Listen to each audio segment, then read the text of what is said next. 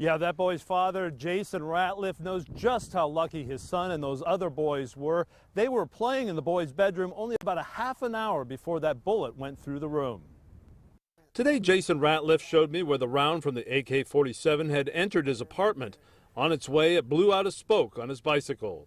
When he came across the porch, he fired this toward the door, toward our front door, and it ended up hitting right here. And you can see in his son's closet inside where the bullet went through and entered the room, perhaps a foot and a half off the ground.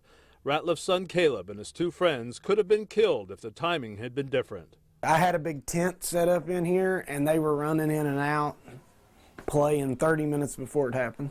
From the entry point in the closet, the bullet then struck Caleb's dresser and then finally struck this small metal chair across the room.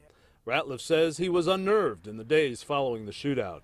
I'm doing okay now. Now that it's getting further along in the process, it's getting a little easier. But you know, the 4th of July, the fireworks, I was paranoid. I was looking outside constantly. Today, Prosecutor David Fornshell announced a total of 10 charges. And despite what sounded like incoherent speech at Legawi's bond hearing, Fornshell thinks Legawi will be found fit to stand trial. At this point in time, we don't have any evidence that would suggest that Mr. Legawi didn't know right from wrong. As a matter of fact, the evidence that we have at this particular point in time would cut strongly against there being any type of not guilty by reason of insanity defense. That evidence includes the fact that they believe Legawi got rid of the AK-47, which would indicate that he knows the difference between right and wrong.